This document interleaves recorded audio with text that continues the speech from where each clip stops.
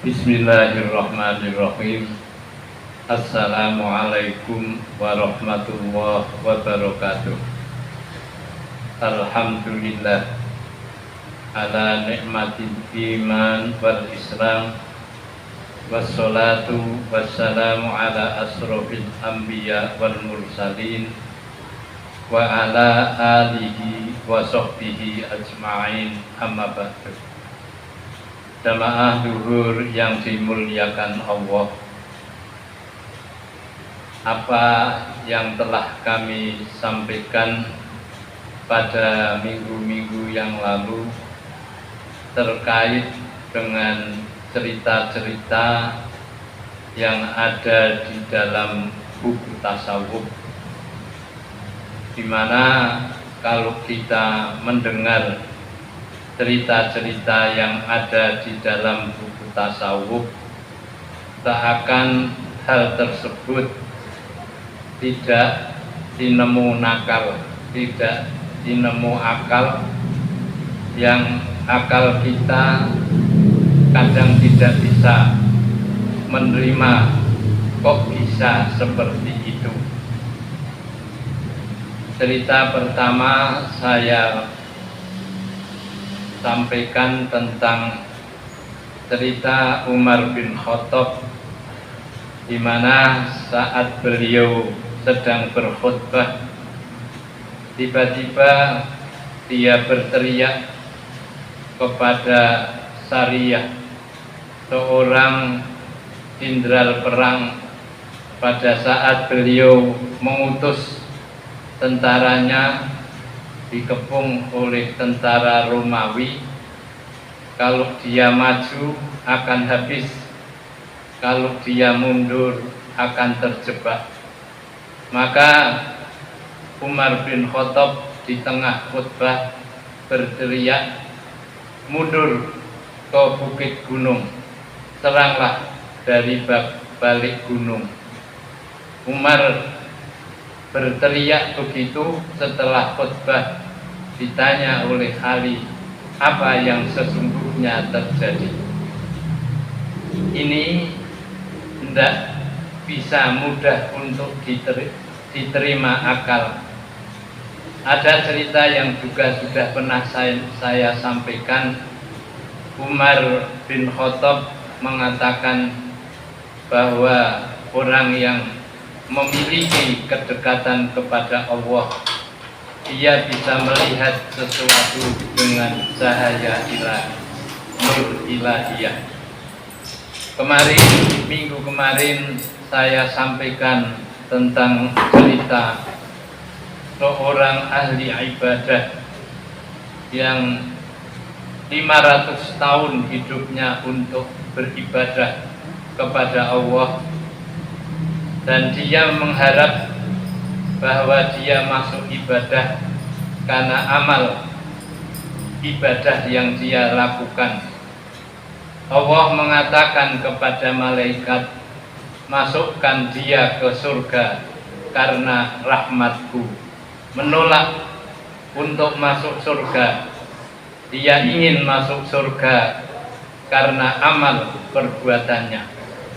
Akhirnya dia dimasukkan ke neraka karena dia ngeyel untuk dimasukkan ke surga karena amalnya.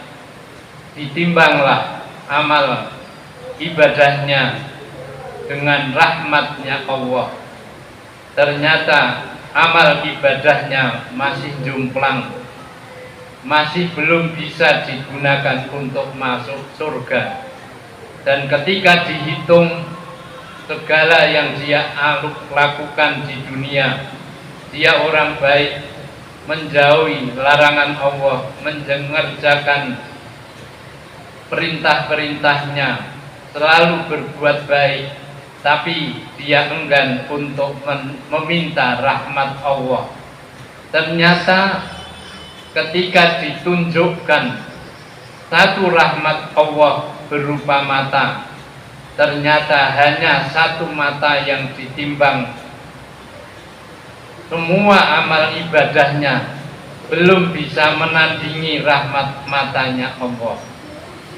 Di situ kita punya satu kesan bahwa jika kita ada sebuah kesalahan kecil akan berakibat kepada hal yang amat besar, sehingga kita punya kesan bahwa masuk surga itu tidak mudah.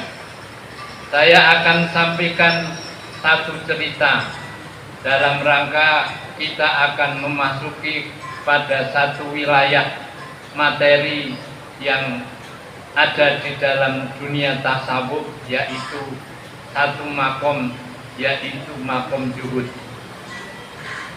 Di dalam cerita kisah tasawuf dijelaskan seorang sufi besar bermimpi bertemu dengan Rasulullah. Saat beliau bertemu dengan Rasulullah, Rasulullah berpesan untuk menyampaikan kepada seseorang yang ada di desanya bahwa dia kelak akan bersama dia di surga. Ini kalau di akal, ya kalau kita coba kita pikir dengan akal sehat kita, bagaimana mungkin Rasulullah bisa mengetahui ada seorang yang baik, dan bagaimana mungkin Rasulullah yang sudah meninggal berkomunikasi dengan orang yang masih hidup melalui sebuah mimpi. Kalau dijelaskan itu tidak terlalu sulit untuk bisa kita terima. Jamaah yang dimuliakan Allah, di pagi harinya orang tersebut menemui seorang yang diperintah oleh Rasulullah di kampungnya, dan ditemuilah orang tersebut. Saat orang itu menemui pesan Rasulullah, menemui seseorang sebagaimana pesan Rasulullah, dia sampaikan bahwa tadi malam saya bermimpi ketemu Rasulullah untuk menyampaikan kepada kamu bahwa kamu kelak akan bersama Rasulullah di surga Allah. Dia menangis. Dia karena sudah lama mengharap surganya Allah, tiba-tiba dia mendengar berita yang tidak pernah dia duga oleh seorang ulama, bahwa dia akan bersama Rasulullah di surganya. Kemudian orang alim ulama, seorang ulama tersebut menanyakan, ada apa dengan kamu sehingga kamu bisa mendapatkan surganya Allah bersama Rasulullah sebagaimana yang saya mimpikan tadi malam. Dan kamu harus menjawab apa yang saya tanyakan kepada kamu. Kemudian orang itu berdiam sejenak, menerawang hari-harinya 50 tahun yang lalu. Kemudian orang itu berkata, pada waktu saya kawin dengan istri saya temui, saya dapatkan bahwa istri saya sudah hamil. Dan istri saya mengatakan kepada saya, pukullah saya, marahlah kepada saya, dan kamu jika tidak suka, pergilah dari saya dan cari wanita yang lain. Orang itu kemudian menjawab kepada istrinya, tidak, saya terima kamu dengan baik. Saya terima takdir Allah yang baik ini dengan ikhlas. Dia tidak ada rasa marah, tidak ada rasa benci, bahkan menerima istrinya seadanya. Dia terima takdir Allah yang baik ini. Maka setelah sampai anak itu melahir, setelah anak itu lahir, di suatu saat orang tersebut secara diam-diam tidak diketahui oleh istrinya membawa anak itu ke masjid untuk sholat, dibawa untuk sholat berjamaah. Anak itu ditaruh di depan masjid, di depan pintu masjid. Dia ikut sholat berjamaah bersama. Saat orang-orang keluar dari masjid, ribut, ada anak di depan pintu masjid. Kemudian di antara mereka kemudian mengambil anak tersebut dan berkata, siapa yang mau memelihara anak ini? Kemudian saya berdiri dan bersikap, saya siap memelihara, mendidik, membesarkan anak ini. Diambillah anak itu, kemudian dibawa pulang ke rumah. Dari kisah yang saya sampaikan, seorang alim kemudian menyampaikan kepada orang itu, oh, itu yang menyebabkan kamu masuk surga di samping Rasulullah, yaitu dengan ketulusan, keikhlasan kamu menerima kenyataan dan kepatuhan kamu terhadap kedua orang tua, tidak mau mengecewakan sekecil apapun kepada orang tuamu. Itulah yang menyebabkan kamu masuk surga. Dengan kamu membawa anakmu ke masjid, berarti kamu meminta izin untuk memaafkan istri kamu kepada para jamaah atas kesalahan-kesalahannya, dan mereka memaafkan. Itulah yang menyebabkan kamu masuk surga. Kemudian seorang alim ini, doakan saya bisa masuk surga seperti kamu. Orang itu kemudian mendoakan untuk temannya, saya doakan mudah-mudahan kamu kelak bisa masuk surga seperti yang kamu mimpikan.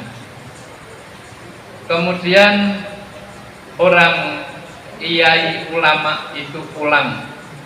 Sebelum pulang dia sampaikan kepada orang kampung itu, sampaikan salam saya jika kamu suatu saat bertemu dengan Rasulullah. Seorang alim meminta kepada orang kampung yang tidak alim, tidak profesor, tidak doktor, tidak apa-apa, hanya kesolehan, keikhlasan, ketulusannya. Dia nggak punya apa-apa, tapi dia sudi untuk meminta doa. Orang kampung itu kemudian mengatakan, kamu yang lebih berhak daripada saya untuk menyampaikan salam kepada Rasul, karena kamu lebih alim daripada saya. Apa yang bisa kita simpulkan? Bahwa orang yang sudah sampai pada tingkat tinggi ilmunya dan tingkat puncak kerohaniahannya masih merendahkan diri di hadapan orang kampung yang tidak punya ilmu apapun,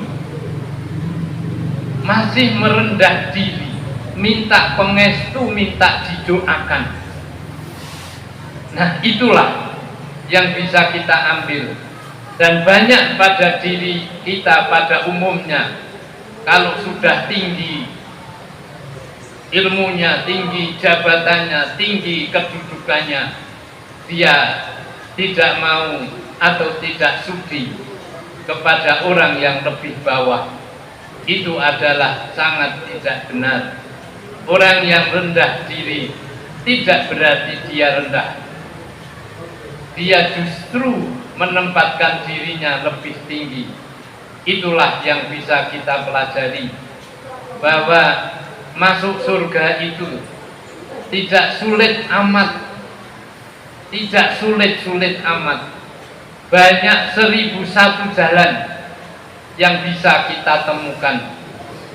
Seperti Nabi Musa alaihissalam, dalam mimpinya dia diperintah oleh Tuhan untuk menemui seorang penjual daging di pasar, seorang lelaki penjual daging di pasar. Dicari dan akhirnya ketemu. Saat ketemu, dia berkata kepada penjual daging, "Saya ingin ketemu dengan kamu." "Iya, silahkan, tunggu sampai saya berjualan habis." Ketika akan selesai berjualan, dia sisakan beberapa kerat daging, dia bawa pulang. Nabi Musa diajak ke rumah. Setibanya di rumah, dia langsung masuk ke belakang memasak daging. Kemudian disuapi ibunya, diberi makan, digendong. Setelah sampai selesai menyuapi ibunya, ibu digendong bertemu dengan Nabi Musa alaihissalam. Begitu mereka berdua berkenalan kepada Nabi Musa, "Saya Musa." Kemudian ibu itu menangis. Kenapa? Dia sudah lama berdoa kepada Allah. Dalam doanya dia selalu mengatakan, "Allahumma ja'al ibni dari Musa alaihissalam." Ya Allah, jadikanlah anakku kelak duduk berdampingan di surga bersama Nabi Musa alaihissalam. Orang ini tidak pernah ketemu Musa. Begitu ketemu menangis karena doanya terkabul dan bisa ketemu Nabi Musa. Nabi Musa kemudian berdoa bersama-sama, "Mudah-mudahan anakmu kelak bisa bersama aku di surga karena baktinya kepada engkau." Ternyata berbakti kepada seorang ibu, seorang kepada orang tua, akan bisa seseorang mendapatkan surganya Allah. Bukan seorang ahli ibadah, dia hanya penjual daging. Allahumma ja'al ibni jalisa Musa alaihissalam terkabul, terpenuhi. Disinilah cerita-cerita orang baik, cerita-cerita orang soleh yang bisa memperoleh surganya Allah. Dari berbagai cerita yang saya sampaikan, mudah-mudahan memberi kepada kita inspirasi bagaimana kita bisa menjadi orang yang sebaik-baiknya, tulus ikhlas hanya untuk karena mencari ridho dan rahman rahimnya Allah. Dengan demikian insya Allah kita akan bisa menggapai surganya Allah subhanahu wa ta'ala. Billahi taufiq wal hidayah. Wassalamualaikum warahmatullahi wabarakatuh.